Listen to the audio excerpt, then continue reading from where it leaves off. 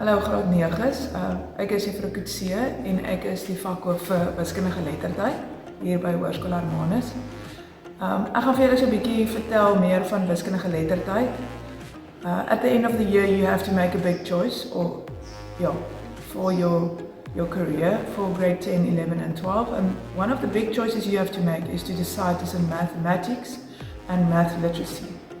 Now it is building blocks building on each other from grade 10 till 12, and you have to do some research on what will be the best for you.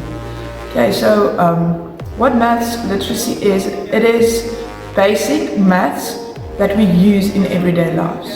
So dit is dinge waarmee ons elke dag te doen kry, wat ons dan gebruik eendag die lewe daar buite of selfs net nou al. Hoe jy basiese wiskunde in die lewe daar buite kan gebruik. As meer as net 'n skoolvak. In wiskunde leer ons oor dinge wat ons in die alledaagse lewe kan gebruik. Ons leer hoe om salarisstrokies te analiseer, kasregisterstrokies te analiseer, en dit kan selfs help as jy dinge soos huise of karre wil koop. Aangesien ons leer hoe om lenings uit te neem, watse leningsopsies die beste is en hoe om rente te bepaal. In Maths Lit, we learn a lot of skills that we will use in our everyday lives. For example, we learn about finance, things like interest, working out a tax on our income, loans, how to buy a house, how to buy a car, and many more things. It's very useful as it's things that we will actually use once we have left high school.